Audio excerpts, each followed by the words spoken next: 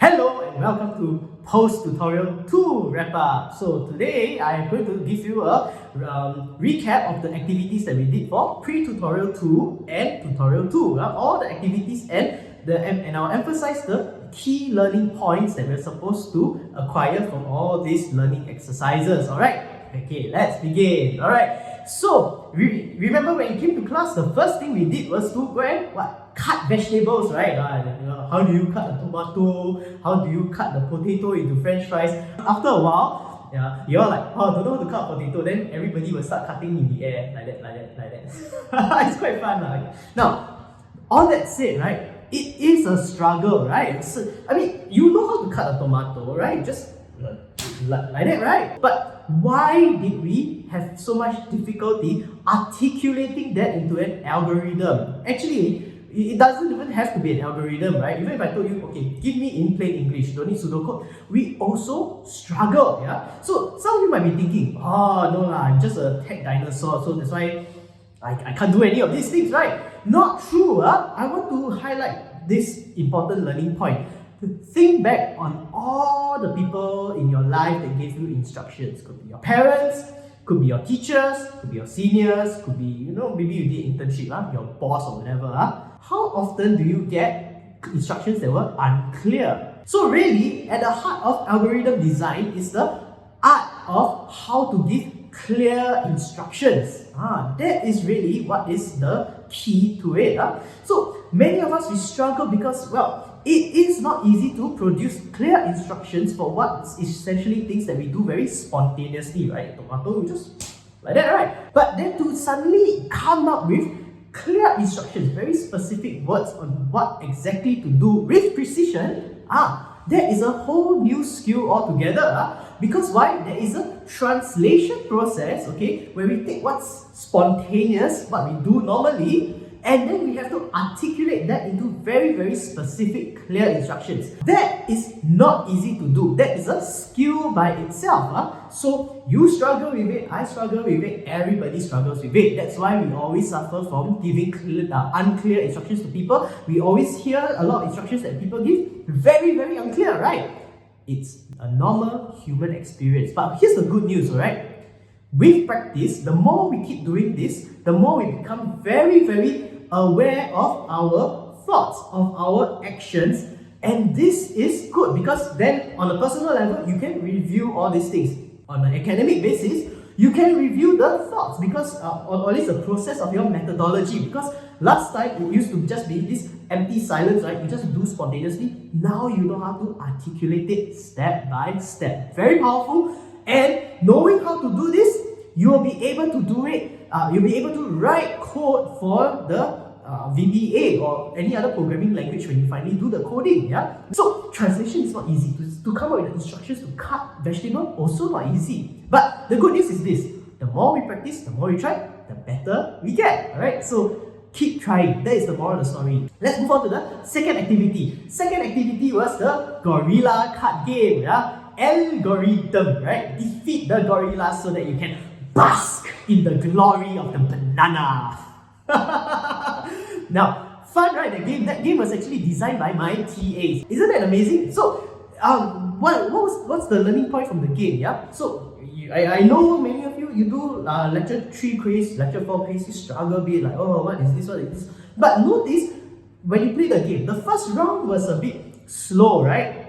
But after you got the hang of it, what happened? Every round you got faster and faster and faster, right? That's because the game is a means for us to give you that training, that practice, so that you can internalize the concepts of conditionals and loops, so that it becomes more second nature, more natural for you. Yeah? Now, before I talk about the last tutorial activity, right? Let me talk about the pre-tutorial activity. Yeah, pre-tutorial 2. Remember that? The one with the net flop, right?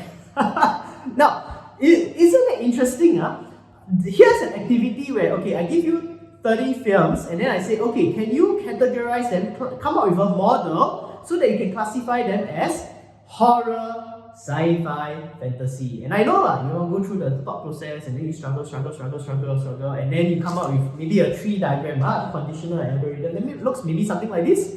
Now, no matter how much we try, I keep telling you, right, you cannot get 100% accuracy. All models, because the simplifications, will never be 100% accurate, right? So the question is, can I make mine more accurate than, like, maybe I try one 50% correct? Can I make one that is maybe 70% correct? So now, what's the point of the activity? Oh, very fun, right? So some of you, you do, then what happened? Pokemon kena classified as horror. Oh my gosh. Pikachu, you're supposed to be cute, right? Pika, Pika, right? But then, what would be a horror Pikachu? Maybe it's this, me wearing the Pikachu face mask that I bought from the Pokemon Center. Oh, Pika, Pika. Yeah, anyway, so some of you, there's misclassification, Pokemon become horror. Why did all these things happen? Because of this problematic thing known as abstraction. In order to create a model, we need to abstract, we need to simplify. Now, notice what happens when we do abstraction. Abstraction is based largely on what we know, or at least what we think we know, right? And what we know can also be affected by our sampling. So, say for example, if all the fantasy films that you happen to watch had talking creatures, you will be very inclined to think that, so fantasy films are talking creatures, right? If all the sci-fi movies you watch only include lasers, then you're very inclined to say, got laser is sci-fi, right? That is abstraction. Why? Because abstraction, we look at the, we need to apply pattern recognition, and then we see this pattern. Horror, got ghost, confirm horror. But then notice what happened? You do your abstraction so simplistically, then got problem, right? Now, of course, I've read some of your pre-tutorial discussions, and then you know what are the difficulties, and you highlighted that, well, one of the problem is, in the first place, the columns that you had, right, got ghosts, yes, no. That is also an abstraction, right? Because we got friendly ghosts, we got scary ghosts, right? Then, advanced technology, what are we talking about, right? Like, must it be like in the realm of quantum mechanics, or can having like a MacBook or an iPhone, is that advanced technology too? We don't know the process of the abstraction, right? But someone, my TA did it, right? We just put whatever and then we abstracted. This is machine law, advanced technology law, okay, so yes, right?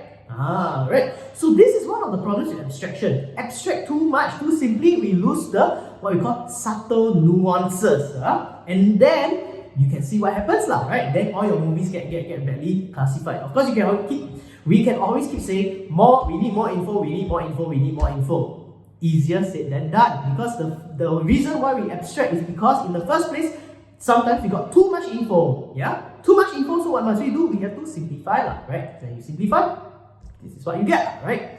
Why is this important? Why am I emphasizing tree diagram? Because this is a model of your thought process, of how you decide whether something is sci-fi, fantasy, or horror. But if you notice, this is not just for algorithms, this is not just for models, right? Every thought process, decision-making process that we have is a tree diagram, is a set of conditionals, right? What? It was a tree diagram that decided whether you get to into NUS. Some of you are on scholarship, right? It was a tree diagram that decided whether you get scholarship or not.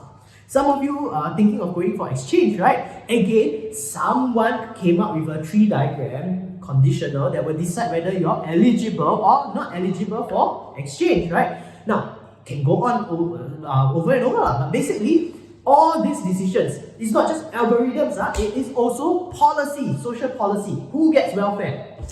Tree diagram again, right? Who gets promoted? Tree diagram. Who gets hired? Tree diagram. Who gets economy very bad, right? Who gets retrenched? Tree diagram as well, right? So somebody made that tree diagram to decide who gets it, right?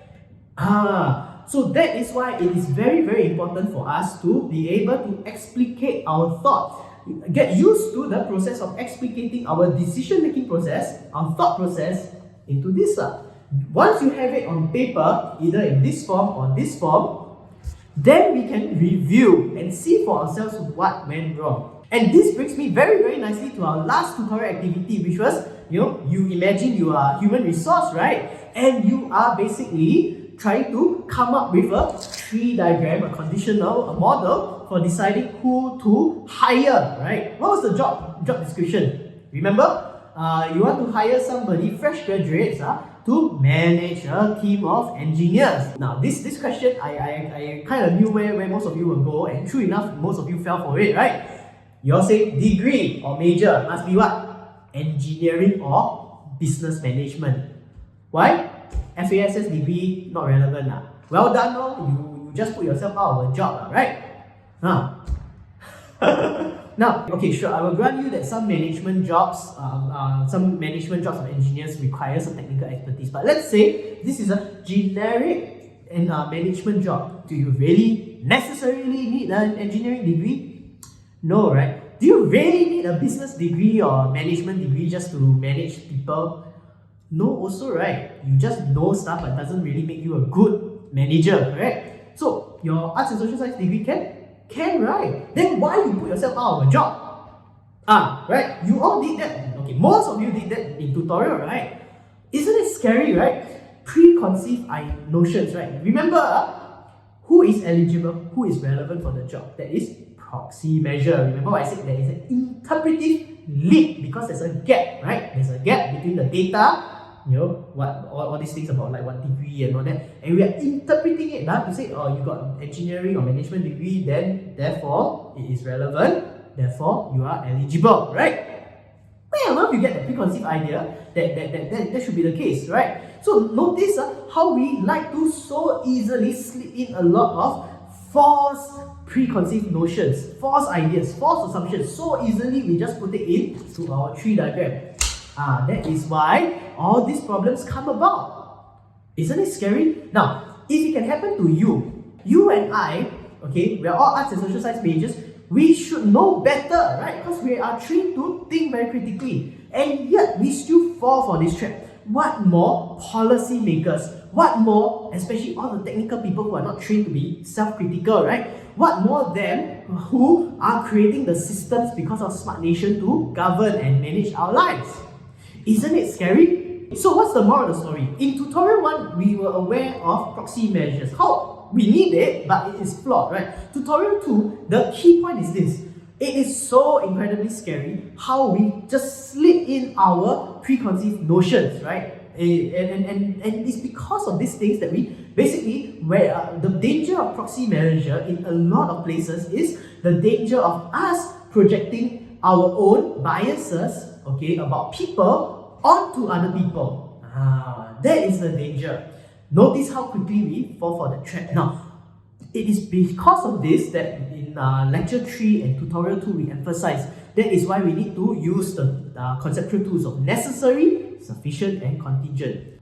You need a managing or engineering degree to be a good manager. Necessary? No, right? It's because we don't question the assumptions with necessary, sufficient, and contingent that's why we fall prey to all these false assumptions. We fall prey to all these preconceived ideas, all this hearsay that people tell us. Now, can you remember what we did in the last activity? The very, very last thing we did, after you clarified your tree diagram with necessary, sufficient, and contingent, we asked you to implement that as a if formula in Microsoft Excel, right? We gave you a sample data set and you had 40 over names. Oh, it's so much fun writing the names. I slept at 2 a.m. just writing like 40 over names. So proud of myself. Now, just read it aloud. If you haven't done so, read every game aloud. You have a fantastically good laugh. My favorite is applicant number 8. Yeah. go check it out. Now back to this. Now the thing is, we asked you the question, right? Did anybody get wrongly classified? Now, if you stick very closely to this, of course you're going to say nobody got wrongly classified. Like right? The point of the discussion is for you to look at the person in his or her entirety, right?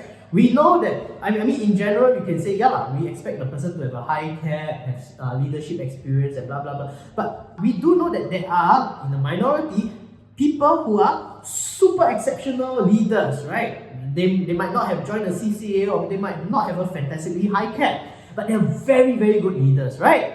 Notice how these people, they were, if you look at them in the context, then you see, these people stand out, right? But what happened? Because of this model, we reject them. And if we become too imprisoned, enslaved by the models we create, then what are we going to say? this person don't satisfy our mind because according to this the person don't satisfy. Circular argument, right? So there are people who show extraordinary qualities to be a manager, but may not necessarily fit this, right? Now, these are what we call the minorities, or as I like to say, minority cat slips through the cracks, meow, right? But because the problem lies with the way we abstract. We abstract based on what we think, okay, or at least what we think, right? What we think to be the key qualities. Sometimes, and again now we go back to the thing. So we got two issues. One is abstraction is the problem because we can oversimplify. The other is proxy measure. Remember, proxy measure, because we are saying that this thing are proxy indicators for, we fill it with our background assumptions about stuff or background information about stuff, and we say these are proxy indicators for good leadership quality, good management material, right? Good management material. It's 100% cotton, Uniqlo. Okay, anyway, very lame. Okay, so now, proxy measure, the problems of the background information that we slot in for proxy measure and the problems of extraction, we simplify. Then people slip through the cracks. Just like I gave in tutorial, we had the example, right? Maybe I say I want people CAT 4.5 and above, and then the guy that gets 4.49, is that person very different from the person with CAT 4.5? No, right? But because of abstraction, we draw a very rigid line. There's no choice lah. Of course, you say, oh, then I lower the thing. You lower to let in the 4.49. Let's say you lower to 4.4 lah, right? Of course, now you let 4.49 go in, but then 4.39, is 4.39 guy very different from 4.4 guy? No, right? Then you always will have the problem. Every time you draw a line, you will have a problem. Now, let me draw your attention to a very interesting article and documentary by Channel News Asia. So Channel News Asia had a very interesting article about food security, right? We say, what means testing, if your per capita household income is less than $650, then you are poor. Then Xiaosui, the fella, per capita income is 651. How? The system say no, you must have 650 and below, right? Then the guy with 651 slips through the cracks, cannot receive the financial aid. This is a problem everywhere in the world. So this happens time and time again, right? It is therefore very important for us to be painfully aware, right, of this, because when we are painfully aware, then we become very sensitive to these issues and how it affects people around us, right? Your training in arts and social sciences, one good thing about it is that it makes you very sensitive to the injustices around us, right? These kind of things, now I bring it to the forefront. Now you realize all these things that the technical people do, can you see how injustice can start to occur when we start to project our own ideas or when we do the thing wrongly, right? Right. So pay very close attention to this, right? Be more aware, more woke, so to speak, right? Because in many things around you, this is happening right now. That's all I'll say for today. So let's go ahead, do the post-tutorial quiz, and now so that we can assess how well you understand all these ideas. And well, I wish you all the best. See you around. Bye.